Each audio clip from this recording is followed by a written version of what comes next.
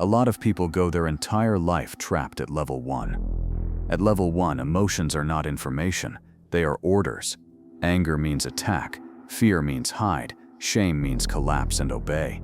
There is no gap, no space, no question.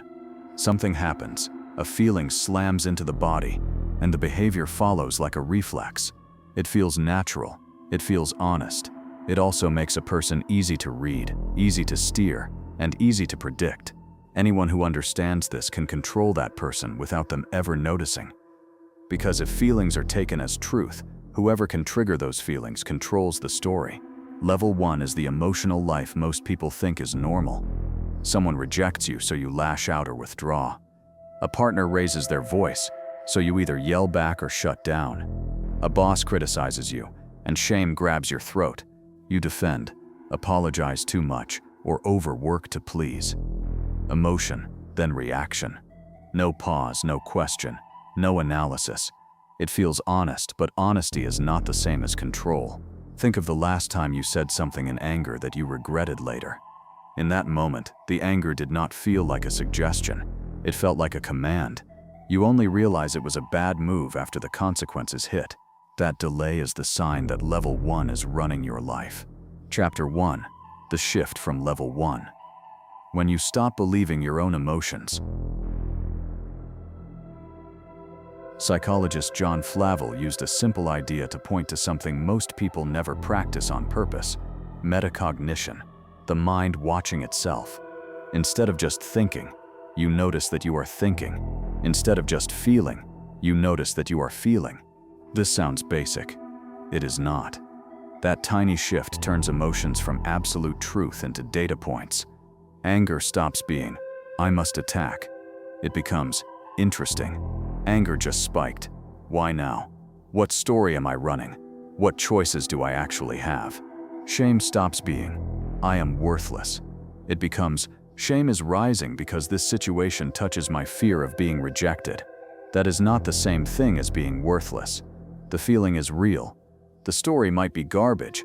Neuroscience studies on cognitive reappraisal showed something important about this shift. James Gross, Kevin Oxner, and others put people into scanners and triggered emotional reactions, often with disturbing images.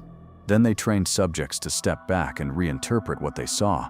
When people did that, regions in the prefrontal cortex, the part of the brain linked to conscious control and planning, lit up. At the same time, amygdala activity, the threat and alarm center, dropped. The brain was literally changing the volume of its own emotional reaction in real time. Inside the experience, that does not feel like a lab. It feels like this: a surge of emotion hits, then there is a strange pause, a gap, a sense that you are not fully inside the feeling. You are watching it, and from that distance, new actions become available that would never appear if you stayed fused to the emotion. To really see the difference, run through a simple scenario twice, first in level 1 mode, then in metacognitive mode. Imagine you are in a relationship. You have had a rough day. You walk into the room, and your partner looks at their phone, barely looks up, and says in a flat tone, "You still have not cleaned that mess you promised to deal with." Level 1 kicks in fast. Your body tightens. You feel disrespected, unappreciated. The story in your head appears without asking for permission. "After everything I go through, this is what I get. I am never enough. They do not care." Anger rises. Your voice gets sharp. You snap back. "Maybe if you did anything around here, you would not complain so much." They flare up, defend themselves, and within minutes the fight is no longer about the mess. It is about every unresolved fight you have ever had. You say things designed to hurt. They do too. Level 1 is now driving both of you. By the end of the night, there is distance, resentment, and a new mental record in both heads about how unsafe this relationship feels. Now replay the same moment with metacognition online. You walk in tired. They make the same comment in the same tone. The first second is the same. Body tightens, heat in the chest, anger rising. But then something different happens. Instead of riding that wave without question, a second layer of awareness turns on. You notice anger rising, jaw clenching, urge to attack. You notice the story. "I am not appreciated. I am being blamed without being seen. You also notice your state. Exhausted, low on patience, already primed for conflict. That simple observation creates a pause. Inside that pause, you ask a quiet question. What is my goal here? Do I want a war, or do I want control? The anger does not vanish, but it loses its status as a command. From that slightly detached position, new options appear. You might say in a calm but firm voice, I had a brutal day and that comment landed badly. Can we talk about the mess later? Or, if you know your partner, you might decide to ignore the tone and ask, you sound tense. What is going on with you? That does not mean you let disrespect slide forever. It means you choose when and how to address it, instead of letting the emotion choose for you. The power dynamic flips. Instead of being dragged by your mood, you are directing the energy. You are no longer the marionette yanked by every emotional string. The effect of this shift on your life is not subtle. At level 1, your reactions are predictable. If guilt always makes you overgive, anyone can control you by hinting that you are selfish. If anger always makes you confront, anyone can bait you and then point at your reaction as proof that you are the problem. If shame always makes you go quiet, anyone can freeze you out with disapproval and get compliance. Your emotions are like buttons on a machine labeled attack, retreat, collapse. Once someone figures out where the buttons are and what each one does, your behavior becomes very easy to influence. This is why real manipulators are patient observers. They watch what triggers you, not what you claim to believe. When you start thinking about your own thinking, those buttons do not disappear, but they lose their automatic power. You still feel guilt, but now you can ask, is this guilt earned, or is it being used to control me? You still feel fear, but you can ask, is the danger real, or is someone just trying to scare me into compliance? You still feel shame, but you can examine it. Did I actually violate my values, or did I violate their expectations? The same stimulus now goes through an extra step: feeling, then analysis, then action. That extra step is the entire game. That is the difference between living as a puppet and living as a strategist. Here is where it starts to get darker. The moment you stop automatically believing your own emotions, you also stop automatically believing other people's emotions. Once you have felt how flimsy and biased your inner stories are, you realize something uncomfortable. Everyone else is just as biased, just as driven by hidden fears, old wounds, and learned reactions. That sympathetic coworker who cries during disagreements might not be expressing raw truth. They might be running a well-practiced strategy to avoid conflict and get their way. That partner who collapses in shame every time you confront their behavior might not be as fragile as they seem. They might have learned that your guilt about hurting them is the most efficient way to shut you down. Metacognition lets you watch other people's emotional displays from the outside. You still see the tears, the anger, the hurt expression, but instead of instantly matching it with your own guilt or panic, you have that same quiet voice running in the background. What are they feeling? What story is driving this? And what behavior does this emotion push me toward? If every time someone looks disappointed, you scramble to please them, that is not random. It is a pattern. From the outside, you can see it. From level 1, you cannot. The more clearly you see your own patterns, the faster you recognize when someone is trying to pull the same strings. Imagine a second scenario to make this precise. You are at work. Your manager calls you in and says, I am really disappointed in your recent performance. I thought you were different. And level 1, especially if you are high in guilt or approval seeking, your stomach drops. Shame crashes over you. The internal story starts. I am failing. I am letting everyone down. I am not who they thought I was. That story produces two main reactions: apologizing and overcompensating. You leave the meeting, agree to more work, promise to stay late, and start sacrificing your own time to fix their disappointment. You never stop to ask whether their criticism was fair, or whether they needed you to feel that bad to get more out of you. Now add metacognition to the same scene. You hear the same words, you feel the same first wave of shame, but then the mental observer wakes up. Notice, shame spike, heart sinking, urge to prove myself. Notice the story. If someone in authority is disappointed, it means I am failing as a person. Then, ask questions. What did I actually do? Specifically, are the expectations clear? Is this disappointment about my performance, or is it being used as leverage to squeeze more output? Once you see it like that, your response changes. You might still take responsibility where you truly slipped, but you will also set boundaries. You can say, "Tell me exactly which behaviors you are concerned about and what success would look like instead." This pushes the discussion into facts instead of vague emotional pressure. The shame loses its control function. You have turned an emotional weapon back into information.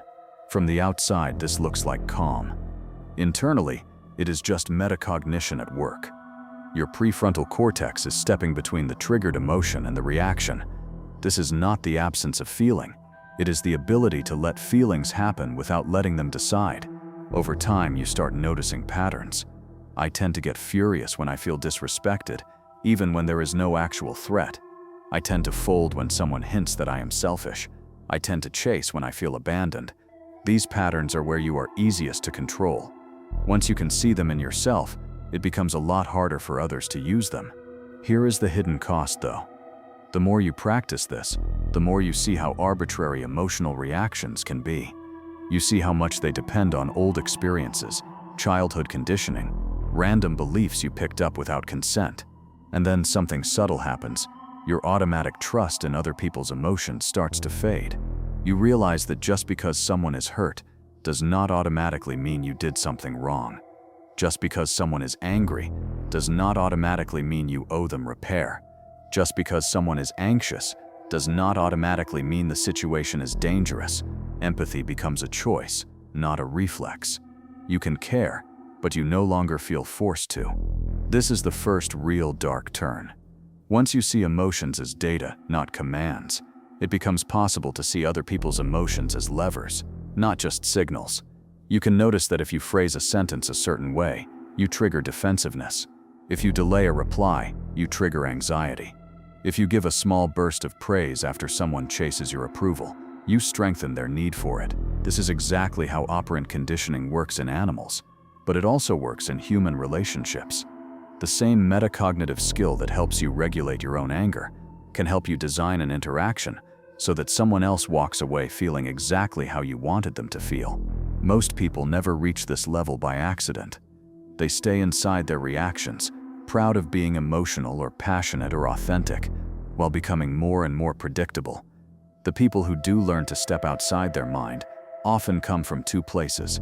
Either they had to do it to survive chaos, or they discovered the advantage it gives in conflict, business, or power games. Once you taste that advantage, you cannot unsee how blind others are to their own triggers. You will watch arguments, social situations, and manipulation attempts with a split awareness. Part of you in the scene, part of you above it, tracking emotional moves like a strategist watching a game. At this point, you stand at a fork in the road. You can use this awareness to become harder to control, calmer and cleaner in how you handle conflict. Or you can slide into something colder, using your emotional insight to steer people without them knowing. The skill is the same. The line between regulation and manipulation is not in the brain, it is in your values. And that is why this kind of metacognition is rarely taught clearly.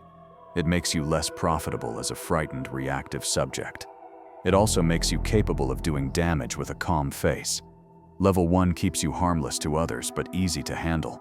Stepping past level 1 makes you far less harmless in any direction. The first shift is simple to describe. Stop treating emotions as truth and start treating them as information. But in practice, this shift rearranges everything. Your old fights, your old shame patterns, your old fears, all become data sets instead of destinies. That new position is where emotional strategy begins. It is also where empathy stops being an automatic reflex and starts to become optional. The rest of the game, and the danger, starts right there. Chapter 2. Emotional X-ray Vision. Reading yourself and others with surgical clarity. Once you stop believing every emotion is a command, the next step is to see emotions clearly, in yourself and in others. This is where emotional intelligence, the skill everyone praises in soft corporate language, reveals its sharper side. Researchers Peter Salovey and John Mayer, and later Daniel Goleman, broke emotional intelligence into 4 parts: perceiving emotions, using emotions, understanding emotions, and managing emotions. Most training turns this into feel-good advice about being kind and empathetic. But each of these parts can just as easily be used as a control system. Perceiving emotions is the ability to notice how people feel, from facial expressions, voice, posture, and even the gaps between their words. Used kindly, it lets you sense when someone is in pain and adjust to support them. Used coldly, it lets you see exactly where they are weak. Using emotions means directing your own emotional state toward a goal. That could be raising your energy to perform well, or staying mellow to calm others. But it could also mean faking outrage to intimidate, or performing sadness to deflect blame. Understanding emotions means knowing why certain emotions appear, what they lead to, and how they change over time. That lets you predict that embarrassing someone publicly will probably create resentment, not gratitude. Managing emotions is the control panel, regulating your own state and influencing others. That might mean calming yourself before a tough talk, or it might mean dialing up someone else's insecurity until they become clingy and dependent. To gain this kind of vision without losing yourself in calculation, you need a simple practice: split awareness. Imagine running 2 channels in your mind at once. The front channel is the part of you participating in the interaction. You listen, speak, react, show emotions. The back channel is quiet and observant. It labels what is happening inside you and in the other person. While you are talking, part of your mind is saying anger rising, heart rate up, urge to interrupt, or feeling small, wanting to please, fear of disapproval. At the same time, it notes external signs. Their voice just got tighter. They avoided eye contact when I asked that. Their shoulders turned slightly away. Their smile vanished for half a second. At first, this will feel slow and heavy, but the brain adapts. With practice, the back channel runs almost automatically. You stay present, but you are no longer submerged. This is not dissociation. It is measured distance. You are in the scene and above it at the same time. You notice that when someone criticizes you, your stomach clenches and your mind starts over-explaining. You notice that when someone gives you praise, you lean forward and want to open up. You start to recognize what pulls you and what pushes you away. That is self-knowledge in real time, not in theory. Psychologist Paul Ekman spent years studying facial expressions across cultures. He found that certain micro-expressions are universal and very fast. These are tiny flashes of emotion that appear on the face before the person has time to control them. A brief tightening of the lips can reveal anger. A quick raising of one side of the mouth, like a lopsided smile, can reveal contempt. A split-second crinkle between the eyebrows can show distress or sadness. Fear shows up with widened eyes and a tension around the mouth. The important part is that these micro-expressions often appear before the person has decided what role to play socially. They are raw emotional signals before the mask comes on. People who are very empathetic pick up on these unconsciously. They just feel that someone is upset, tense, or lying. High Machiavellian personalities, the cold strategists, also pick up on these quickly. But they do it without merging emotionally. They see your disgust, your fear, your attraction, and they treat it like information, not like something to care about. If you train yourself to notice micro-expressions deliberately, you start to get early access to what people are trying not to show. Combine that with the split awareness of your own reactions, and you get what feels like emotional X-ray vision. Here is how that works in practice. You are talking to a friend about a plan you have. You say, "I am thinking of quitting my job and starting this project." For a fraction of a second, you see their nose wrinkle slightly and their upper lip rise, the classic disgust micro-expression. Then they quickly cover it with a supportive smile and say, "Wow, that is brave." If you are not paying attention, you go with their words and feel supported. If your split awareness is online, the back channel notes brief disgust, then forced praise. You now know something they did not intend to reveal. On the inside, they think your idea is stupid, reckless, or beneath them. Whether you confront it or not is your choice, but you will not be fooled by the surface. Now turn that same lens inward. Most people think of triggers as random eruptions. Something happens and suddenly they are furious, panicked, or devastated. Metacognitive monitoring lets you slow that process just enough to ask, Why did that land so hard? What did those words attach to? Suppose someone says, "You always make things about yourself." If that sentence hits like a punch, do not just defend. Ask internally, what belief did that sentence hit? Maybe deep down, you were terrified of being selfish because you grew up being accused of it. Maybe you built your entire identity around being the caring one, so any hint of self-focus feels like a threat to your worth. Once you name that, the insult loses some of its power. It stops sounding like a statement of fact and starts looking like a line aimed precisely at your wound. This is where you start becoming less manipulable to guilt, shame, and FOMO. When a partner says, "If you really loved me, you would do this," the old you might feel instant guilt and pressure to prove your love. The metacognitive you hears the same sentence and runs a quiet scan. Induced guilt detected, conditional love frame, trying to link my worth to compliance. You can then decide, is this a fair request that clashes with my fear of conflict? Or is this emotional blackmail? You do not stop feeling the pull, but you are no longer blind to what it is. The same goes for FOMO, fear of missing out. Social media and marketing work hard to keep you scared that you are falling behind, missing opportunities, or living a smaller life than others. Without metacognition, you see an ad or a post, feel a spike of anxiety and envy, and then you click buy or sign up to relieve the feeling. With split awareness, you notice heart rate up, sudden urgency, story in my head that everyone else is ahead of me. You also recognize how often this pattern repeats. Then you ask, do I actually want this thing? Or do I just hate the feeling of being behind? That gap often saves you from making rushed decisions you later regret. To make this even sharper, train the back channel to ask specific questions during interactions. What emotion am I feeling right now? What do I want to do because of it? What does the other person seem to be feeling? What is my behavior teaching them about how to treat me? Behind these questions is a simple truth. Patterns are being created all the time. If every time someone gets upset, you rush to soothe them, you are training them to use upset as a tool. If every time someone goes cold, you chase harder, you are teaching them that withdrawal controls you. Split awareness lets you catch these loops early, sometimes in a single conversation. Now here is where the fear of missing out becomes real in a different way. People who cannot do this live inside other people's stories. They are moved by emotional waves they do not see, pushed into shapes that suit the people around them. They end up in careers chosen to avoid disappointing parents, in relationships shaped around not being abandoned, in social circles designed to keep up appearances. They feel like they are making free choices, but most of their actions are defensive reactions to unexamined emotions. On the other hand, people who master this split awareness can rewrite the script while the scene is still playing. Imagine being in an argument and realizing in real time that the other person is not actually hearing your words. They are fighting ghosts from their past. Instead of raising your voice to break through, you notice your own urge to shout, label it, then decide to change the pace. Lower your tone, slow your breathing, ask a sideways question that sidesteps their trigger. You watch how that shifts the energy. Or imagine being in a negotiation and catching the micro-expression of fear when you mention a deadline.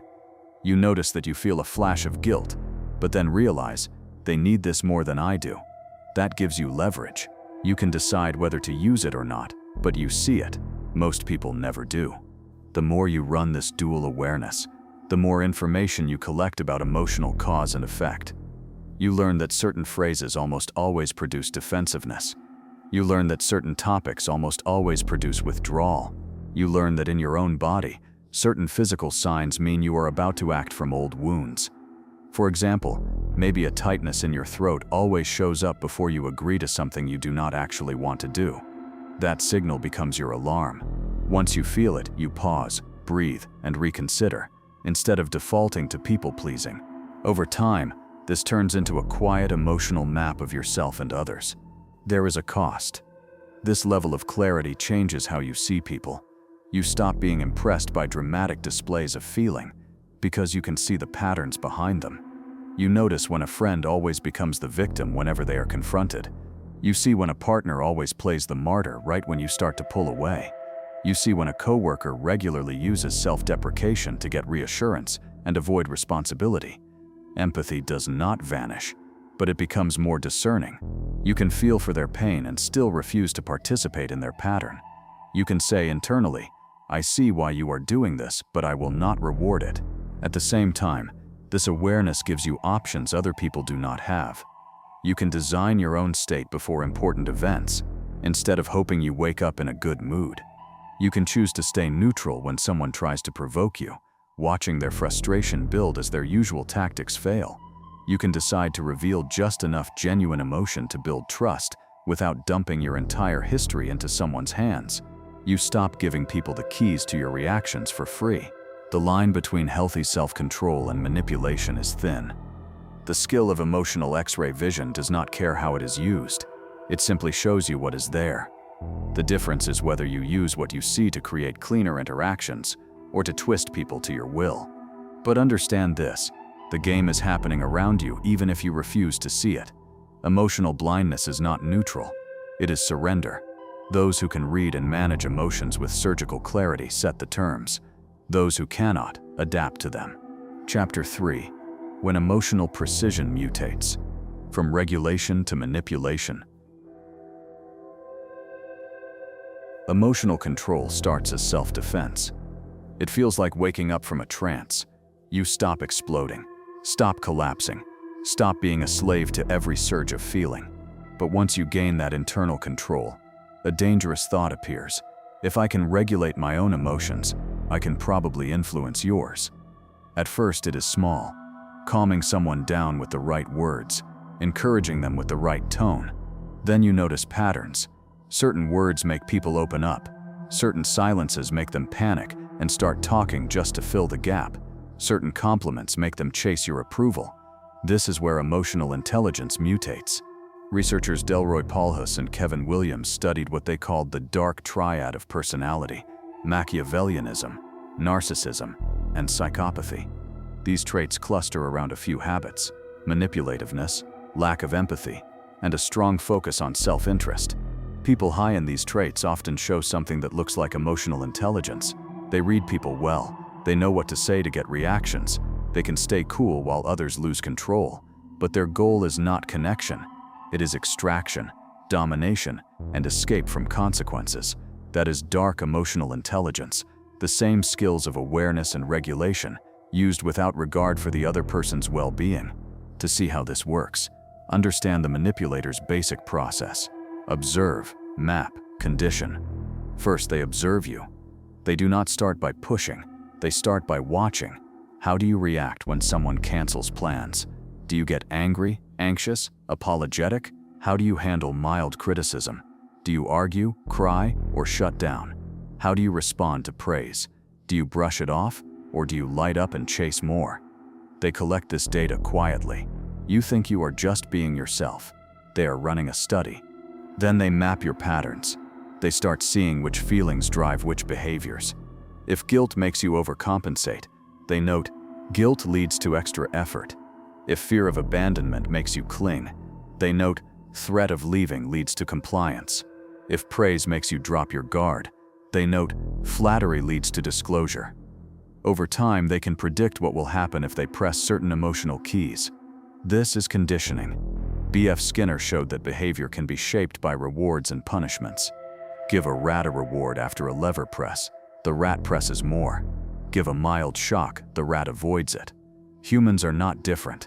The rewards and punishments are just social and emotional: approval, affection, attention, withdrawal, criticism.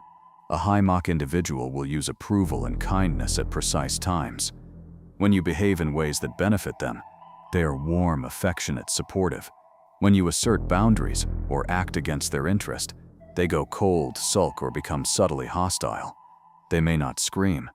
They may simply withdraw warmth. If you are sensitive to rejection, this feels unbearable. You quickly learn, without anyone saying it out loud, which behaviors keep the peace and which trigger emotional punishment. Soon you start adjusting yourself before they even have to react. That is conditioning. You think you are choosing peace. You are following a training schedule.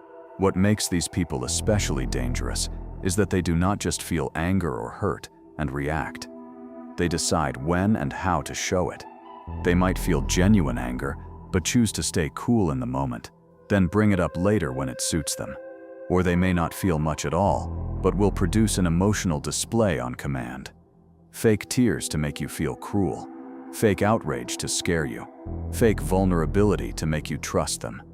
They use metacognition not to calm themselves, but to act. They can appear hurt while internally taking notes on how you respond to their hurt. They can apologize with perfect language while feeling none of it, assessing whether their apology got them back into your good graces. Certain tactics show up again and again. One is idea planting through framing and priming. Cognitive psychology has shown that the way information is presented changes decisions. If you call a choice a risk, people avoid it. Call it an opportunity, and they move toward it. Priming research shows that subtle cues can prepare the mind to think in certain directions. A manipulator uses this by seeding a narrative early. Instead of saying, "You should not hang out with that friend," they say, "Have you noticed how that friend always seems to bring drama?" Later, when any conflict with that friend happens, the earlier frame slides into place. This confirms they are toxic. You might then decide on your own to distance yourself, thinking it was your idea. It was not. It was planted. Another tactic is weaponized silence. Most people are deeply uncomfortable with emotional gaps. A sudden silence in a conversation after you share something can make you scramble to fill it. Manipulators know this. They will go quiet after you express a boundary or objection. They do not argue. They let you sit in the tension. More often than not, you will start backtracking to relieve the discomfort. "I mean, it is not a big deal, I just thought." Pornography. You soften your stance and hand back your power. To someone who is not attached to pleasing, silence is just silence. To someone high in guilt or anxiety, silence is like a threat. Once a manipulator sees that, silence becomes a tool. Then there is emotional mirroring. In healthy settings, mirroring is natural. Friends pick up each other's gestures and rhythms. It builds bonding. But used strategically, mirroring is a way to collect your emotional blueprint. A skilled manipulator will match your tone, your values, your complaints, and even your wounds. If you talk about having an absent parent, they might share a similar story, even if it is exaggerated or half true. You feel understood. You open up more. All the while they are building a map of your fears, desires, and loyalties. Later, they can use that information to press exactly the right buttons, threatening abandonment, hinting that you are like that parent you hate, or promising to be the person who never leaves. The scary part is that nothing about this process looks evil from the outside. It looks like someone who understands people and knows how to get results. In organizations, these are the people climbing fast. In dating, these are the people who seem intense and perfect at the start. They say all the right things because they noticed what you wanted to hear. They show all the right reactions because they watched what you respond to. Their metacognitive skill is not about self-improvement. It is about control. Once you yourself learn to see emotions as levers, not just experiences, you are capable of the same thing. You can notice that when you sigh and look disappointed, your partner rushes to fix things. You can see that when you act a bit distant, your friend starts asking what is wrong and offers more attention. You can choose to use those levers even when you are not truly hurt or distant. That is where regulation turns into manipulation. You are no longer just choosing your own behavior. You are engineering theirs. There is no built-in break in the brain for this. The prefrontal cortex that lets you calm your anger is the same part that lets you simulate someone else's mind and plan how to steer it. Moral breaks do not come from intelligence. They come from values. This is why smart people can be some of the most dangerous. They see exactly how a person works and can exploit every insecurity while appearing kind. Emotional precision becomes a weapon in their hands. Notice too how these tactics scale with time. In the beginning, conditioning is subtle. A small reward here, a small punishment there. Over months, the target's behavior shifts. They become more compliant, more apologetic, less likely to challenge. Their world shrinks around the manipulator's needs. By the time they feel something is wrong, the pattern is already normal. They might even think they are the problem. Too sensitive, too demanding, too emotional. The manipulator's dark emotional intelligence has not just controlled single events, it has reshaped a personality. The truth you need to face is this. Once you start seeing emotions as tools, you will be tempted to use them. You will notice that a small lie about how hurt you are gets you more attention. You will see that playing slightly dumb makes others underestimate you and drop their guard. You will learn that timing your affection just right keeps someone chasing. Every time you see these moves work, it will feel like proof that you are smarter than the average person. And if you are not careful, you will slowly stop caring about the cost. There is power in knowing all of this. You can reverse engineer what manipulators are doing to you. You can spot conditioning attempts early. You can resist being shaped into a more helpless version of yourself. But the same map that protects you can be used to invade others. The difference is not in how much you know, it is in what you refuse to do, even when you could get away with it. Without that line, emotional intelligence turns into psychological warfare dressed as connection. Chapter 4. Psychological Warfare in Everyday Life. How you're already being steered. If all of this stayed inside close relationships, it would be bad enough. But the same emotional mechanics are used at scale by institutions, media, and authority figures. You live inside a constant stream of subtle psychological warfare, not tanks and guns, feelings and stories. Governments, corporations, and groups do not need to control every action directly. They just need to control the feelings that drive your decisions: fear, shame, pride, belonging, and scarcity. Social psychologist Robert Cialdini studied how influence and conformity work. He found that people are heavily swayed by a few simple principles: social proof, authority, scarcity, reciprocity, and commitment. Translated into emotional terms, this means that people fear standing out, trust perceived experts, panic when something seems rare or disappearing, feel obligated when given something, and want to stay consistent with past commitments. Institutions turn these levers into policies, campaigns, and messages. Fear appeals are everywhere. News outlets highlight danger, crisis, and threat because fear grabs attention and keeps viewers hooked. Health campaigns sometimes overstate worst-case scenarios to push compliance. Political speeches paint vivid futures of chaos if the other side wins. Fear narrows focus. When fear is high, the brain leans on simple, familiar solutions and trusted authorities. Metacognition here means noticing. I feel my chest tighten, my mind rushing to worst-case scenes, my urge to cling to whoever promises safety. That does not mean the threat is fake. It means fear is being activated, and in that state, your choices are easier to steer. Shame campaigns attack identity. They do not just say this behavior is harmful.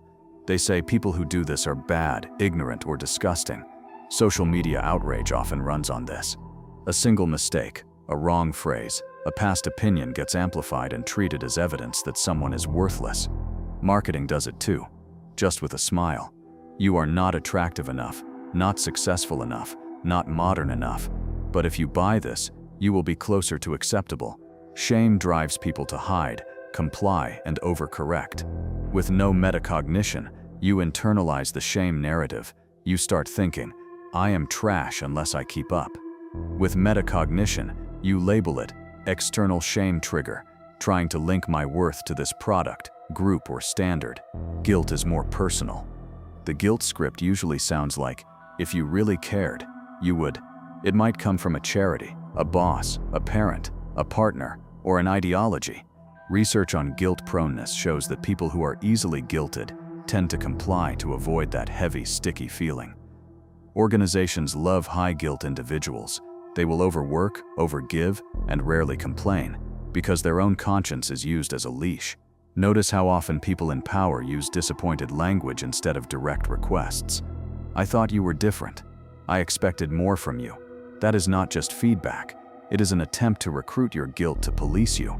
Scarcity and urgency are another set of emotional tools, grounded in what Daniel Kahneman and Amos Tversky studied as loss aversion.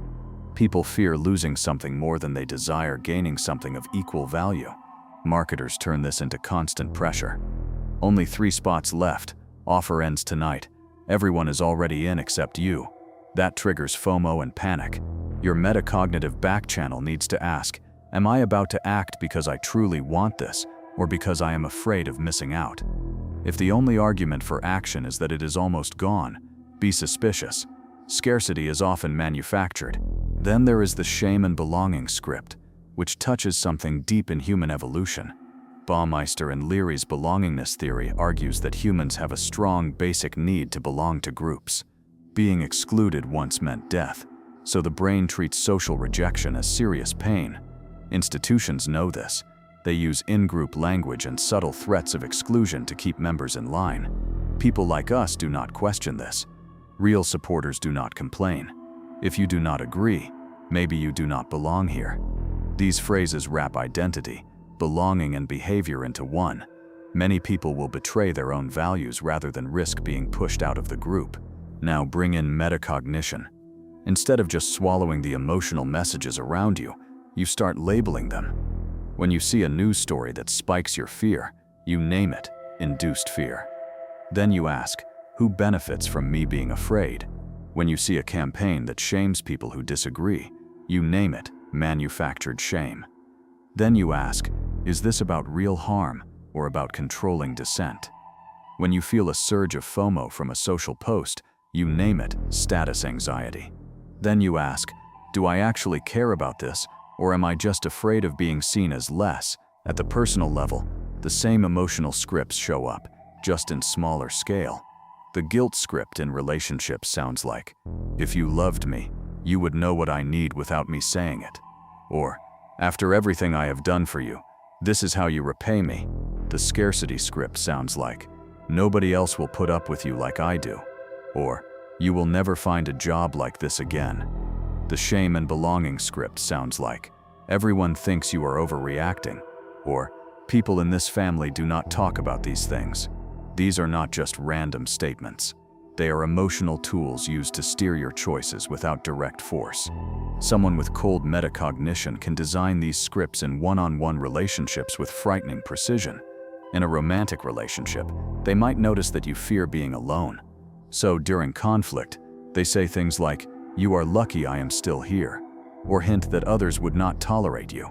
This scarcity of affection makes you cling tighter and tolerate more mistreatment. In a professional setting, a manager might use shame and belonging. Everyone else seems fine with the workload. Are you sure you are cut out for this field? This frames your exhaustion as personal weakness rather than a structural problem. You work harder to prove you belong. Over time, if you do not have metacognitive awareness, these scripts sink in. What started as someone else's emotional game becomes your internal voice. You start guilt-tripping yourself before anyone else has to. You shame yourself for resting. You scare yourself with stories of what will happen if you leave the situation. Your reactions feel like you, like your personality. In reality, many of them are conditioned responses designed by the environments and people around you. This is the most uncomfortable realization. Emotional blindness is not neutral. It is a disadvantage in a world where others are already playing this game. Refusing to think about your own thinking does not make you more human. It just makes you easier to program. Institutions will keep using fear, shame, and belonging. Manipulators will keep using guilt, scarcity, and subtle punishments. The question is not whether the game exists.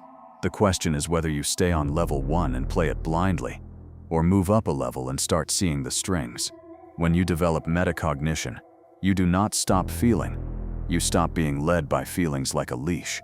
You can still join a cause, buy a product, stay in a relationship, or commit to a group, but now you do it with open eyes. You see the fear appeal and still act because the risk is real.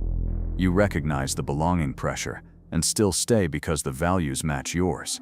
You spot the scarcity push and still take the opportunity because it aligns with your goals. The difference is that your behavior is chosen, not just triggered. There is a quiet, cold power in sitting in a situation designed to steer you and feeling the emotional pull without moving. A salesperson uses urgency. You feel the spike, but you say, I will think about it. A partner uses guilt. You feel the heaviness, but you reply, I love you, and I still will not do that. A group uses shame. You feel the sting, but you hold your ground. That is not numbness. That is strategic emotional control. It makes you harder to gaslight, harder to herd, and harder to use. Chapter 5. Using the hack without becoming hollow. Power, boundaries, and the line you don't cross. Once you start gaining real emotional control, you will feel a strong temptation to test how far it goes. You will notice you can stay calm while others lose their temper. You can tell small, emotionally charged lies and watch people believe them. You can pull back slightly and see someone chase your approval. This is a heady experience, especially if you spent years feeling powerless or easily controlled. It feels like finally being the one holding the strings instead of being the puppet. This is where the real danger begins. Psychologist Albert Bandura studied how people commit harmful acts without feeling like monsters. He called it moral disengagement. The process is simple. To hurt others without guilt, the mind changes the story. People justify harmful behavior by saying the victim deserved it, that everyone does it, or that the harm is minor compared to some greater goal. They give themselves distance by using cold language or by blaming authority. I was just following orders. They dehumanize targets. They are weak, stupid, dramatic. Once you start using emotional skills on others, your mind will want to run the same tricks. You will say, I am just protecting myself. Or, they would manipulate me if they could. Or, if they fall for it, that is on them. There is a simple problem. The brain loves efficiency. If certain manipulative tactics work, the brain will suggest them more often. If acting hurt gets more attention than asking directly, the brain will start offering hurt as a strategy. If guilt tripping gets faster compliance than calm reasoning, guilt trips will become a habit. You might tell yourself that you are just using emotional influence a little to balance the scale. But habits do not stay small, they spread. The more you use people as instruments for your goals, the less real they feel as separate minds. That is how hollow people are made. To avoid that, you need a personal code before you are in tempting situations, not after. Decide in advance where your lines are. For example, I will influence for mutual benefit, but I will not use someone's deepest fear to trap them. I will soothe, encourage, and persuade, but I will not isolate, degrade, or gaslight. I will read emotions to protect myself and to communicate better, not to keep someone dependent. Without clear lines, you will slide. You will tell yourself you are still a good person while using increasingly harsher tactics, as long as you can point to someone worse and say, at least I am not like them. One way to keep your humanity online is to use perspective taking on purpose. Research shows that when you imagine another person's inner experience in detail, the brain activates some of the same regions as if you were feeling it yourself. Before you pull a lever, stop and picture the other side. If you are about to go silent for 2 days to punish a partner, imagine what it feels like for them. The confusion, the anxiety, the self-blame. If you are about to use a friend's insecurity against them in an argument, imagine if someone did that to you, aimed at your deepest fear. The goal is not to make you soft. It is to keep you from turning into the kind of person you once needed protection from. Another tool is values-based metacognition. Most people, when they start using emotional skills, ask themselves, what can I get away with here? That question leads to efficient cruelty. Change the question to, if I do this regularly, who am I becoming? Not, is this tactic effective in this moment? But, what kind of character does this behavior build? Every time you choose a strategy, you are training yourself. Use cold manipulation often enough, and it becomes your default. Use clean influence often enough, and that becomes your instinct. When you are tempted to bend someone with a trick, ask, would I be proud if someone I respect watched me do this? Not proud of the result, proud of the method. You can still be tactical without being hollow. Emotional control is extremely useful for handling conflict. When you feel anger spike before a fight, your metacognitive back channel can say, anger rising, urge to attack. Goal is clarity, not victory.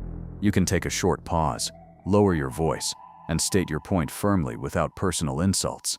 That does not make you weak. It keeps the argument focused on behavior, not character assassination. When someone tries to push a guilt trip, you can name it internally and respond with boundaries. I hear that you are upset. I am not going to do that, and it does not mean I do not care. That removes guilt as a control tool. In everyday interactions, you can use your awareness to spot red flags earlier. Inconsistent behavior is one. Someone who is kind in private but cruel in front of others might be managing appearances. Strategic vulnerability is another. If someone reveals intense trauma very early while using it to excuse bad behavior, they might be testing how much you will tolerate. Punishment for autonomy is a third. If every time you assert a need or boundary, the other person sulks, withdraws, or explodes, they are teaching you that independence will be punished. With metacognition, you do not just feel confused. You see the pattern and can decide to step away before you are deeply entangled. You can also use this skill to protect others without playing savior. If you see a manipulative pattern at work, you do not have to start a war. You can quietly withhold the responses that feed it. If someone uses public shaming to control, you refuse to pile on. If a leader uses fear to crush questions, you ask calm, precise questions anyway. Your emotional steadiness becomes a small disruption in the script. It sends a message. Not everyone will react the way you expect. The hardest part might be accepting that with this brain hack, you are capable of more damage than you realize. You can end relationships more coldly. You can walk away from people and never look back.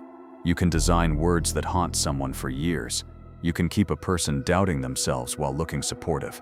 A less aware version of you could not do that. They lacked the precision. You will have it. That is the real test. Power is not just the ability to act. It is the choice not to cross certain lines, even when no one could stop you. If you stay at level 1, you remain easy to trigger, easy to steer, and easy to control. If you move past it, you gain sharpness, calm, and strategic vision. You become harder to deceive, harder to shame, and harder to guilt into submission. You can read emotional games in real time. You can choose when to engage, when to withdraw, and when to confront. You gain the ability to set the emotional tone instead of absorbing it, but you also gain the capacity to treat people as tools, stories, and experiments. Some will. That is the world you live in. The question is less about them and more about you. Once you see how the mind really works, you cannot unknow it. The trick is to keep a part of yourself off limits to the hunger for control. Not because the world deserves your kindness, but because you have to live with the person you are building every time you choose which lever to pull and which to leave alone.